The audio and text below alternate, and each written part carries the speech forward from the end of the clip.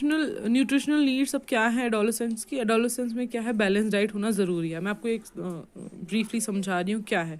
आपके वाइटामिन पूरे हों, आपके प्रोटीन्स, जैसे आपने बैलेंस डाइट पढ़ा है आप में, उसमें आपके प्रोटीन्स पूरे हों, आपके कार्बोहाइड्रेट्स, आपके फैट्स, आपके वाइटामिन, आप ये रेगुलर मतलब इनका एक आपको नॉर्मल, आपको एक एडुकेट अमाउंट लेना है, इनका एक प्रोपोर्शन में लेने हैं, बॉडी में होने चाहिए। जैसे हमारा हिंदुस्तानी खाना, मतलब जो हमारा नॉर्मली खाना है, उसमें रोटी है, दाल है, चावल है, ये सब है, ये वेजिटेबल्स हैं, सब बैलेंस मील में आता है। और इसमें जो मिल्क है, जो दूध है, वो जो है वो बैलेंस फूड है। मतलब अगर आप सिर्फ दूध लोगे, कहते हैं दूध is a complete diet, that is a complete diet in what sense कि जब आप वो लेते हो तो इसमें ऑलमोस्ट सब कुछ आ जाता है, बैलेंस फूड है वो खुद में ही। Fruit also provide nutrition nourishment, fruits जो है उससे नरिशमेंट मिलती है बॉडी को। और इनफैंट जो बच्चे हैं उनमें माँ का दूध ज़रूरी है नरिशमेंट के लिए।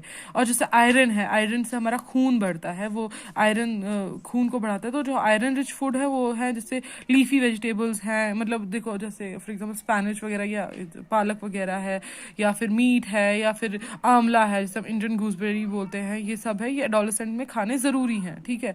अब क्या, लेकिन जो हम चिप्स वगैरह खाते हैं या फिर स्नैक्स जो भी खाते हैं हम, या कोल्ड ड्रिंक्स वगैरह जो भी हम लेते हैं, ये लेना मतलब ये बिल्कुल भी, मतलब अगर आप कहोगे आप मील स्किप करोगे, आप ये जो प्रॉपर डाइट नहीं लोगे, इस जगह ये चीज़ें लोगे, तो इससे आपकी बॉडी को कोई बेनिफिट नहीं मिलेगा। हाँ, अलबत्ता ये आपकी बॉडी को नुकसान पहुंचाती है, ये काफ़ी तरीके से बॉडी को नुकसान पहुंचाती है। उसके बाद आता है हमारा पर्सनल हाइजीन।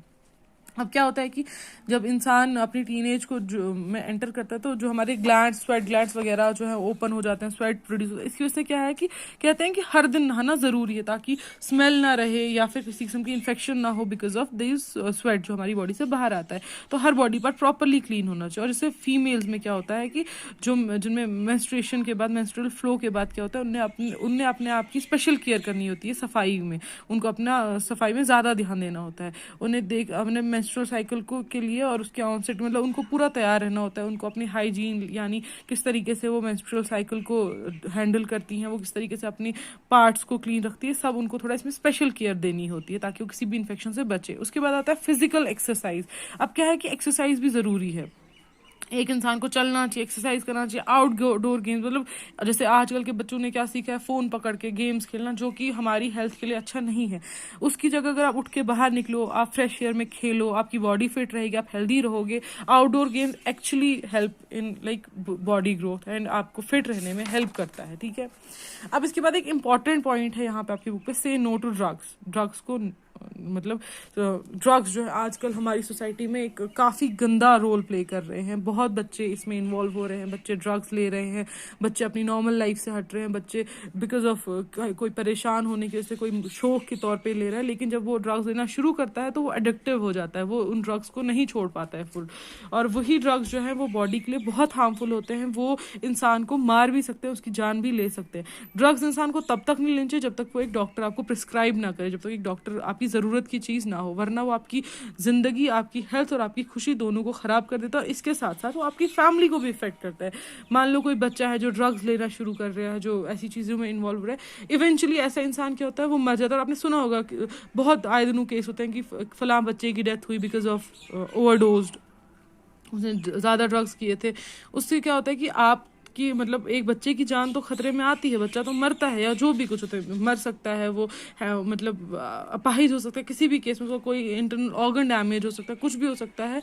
बट उससे बड़ी चीज़ क्या होती है कि हम इस सबसे अपनी फैमिली को डिस्टर्ब करते हैं, अपनी फैमिली को रूइन करते हैं, अपनी फैमिली की खुशियों के साथ खेलते हैं। बिकॉज फैमिली अपने बच्चों से बनती है, उनके अराउंड रहती है। बट अगर हम अपने आप को नुकसान पहुंचाएंगे गलत हरकतों में, गलत कामों में जाके, तो वो हमारी फैमिली को डायरेक्टली और इनडायरेक्टली इफेक्ट करता है। सोसाइटी में भी हमारा नाम खराब होता है और उसके साथ ही साथ हमारी फैमिली पे भी बहुत इफेक्ट करता है। उसके अलावा कुछ चीज़ें जैसे एड्स है, जो कि HIV वायरस से होते हैं, ये भी है, इससे भी हमें खुद को बचाना है। ये एक वायरस है जो मतलब सिरिंज वगैरह से फैल सकता है। सेक्सुअली ट्रांसमिटेड डिजीज़ भी है, ये एक माँ से बच्चे में जा सकता है। अगर माँ अपने बच्चे को दूध पिला रही है तो इससे भी हमें खुद को दूर रखना, बचाना है। ये एक ट्रांसमिटेड डिजीज़ है, ये एक सेक्सुअल कॉन्टैक्ट से भी फैलती है।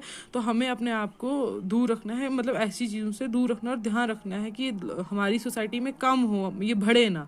ठीक, उसके बाद है एडोलसेंट प्रेगनेंसी। अब क्या है कि एडोलसेंट जब इंसान अभी ग्रो कर रहा होता है उस टाइम की प्रेगनेंसी, कोई छोटी लड़की प्रेग्नेंट हो जाए, कोई छोटी बच्ची प्रेग्नेंट हो जाए, तो उससे क्या है, एक तो हमारी कंट्री में जो है मैरिज की प्रॉपर एज जो है 18 है लड़की के लिए और लड़के के लिए 21 है। ठीक है, अब इससे क्या होता है कि इसका सबसे बड़ा रीज़न ये है कि जो लड़की होती है, जो एक फीमेल होती है, वो मेंटली और फिजिकली प्रिपेयर नहीं होती है 18 साल से पहले बच्चा पैदा करने के लिए, माँ बनने के लिए वो रेडी नहीं होती है। उसके इंटरनल ऑर्गन्स लाइक उसका यूट्रस जहाँ पे बेबी ग्रो करता है वो कमज़ोर होता है, जिसकी वजह से क्या होता है कि अगर बेबी ग्रो करना लगता है तो उससे इवेंचुअली यूजुअली देखा जाता है कि माँ भी मर जाती है, अगर बेबी सर्वाइव करता है माँ मर जाती है, या फिर दोनों की डेथ हो जाती है। इसलिए जल्दी शादियाँ और जल्दी माँ बनना एक प्रॉब्लम है, एक औरत के लिए भी और उस बच्चे के लिए भी। और इससे क्या होता है कि हमारी मेंटल हेल्थ, ये हमारे लिए इम्पॉर्टेंट, हमें जानना ये सब चीज़ें हमारी लाइफ में इम्पॉर्टेंट है। जैसे it also curtails employment opportunities for the young women and may cause mental agony as she is not ready for responsibility of mother. अब इससे क्या होता है कि जब एक लड़की माँ बनती है बचपन में ही, छोटी उम्र में बनती है, जब वो रिप्रोडक्शन वाले मतलब जो एडोलसेंट में होती है वो, तो उससे क्या होता है फिर उसको उस पर बहुत जिम्मेवारियाँ आ जाती हैं, माँ बनने वाली जिम्मेवारियाँ, उस चीज़ को आगे कैरी करने वाली जिम्मेवारियाँ जो वो नहीं कर पाती है, और वो इसको मेंटली और बाकी तरीकों से डिस्टर्ब कर देता है। तो इसलिए आपको ये चीज़ को ध्यान में रखना है। इसके साथ हमने अपना ये चैप्टर कंप्लीट किया।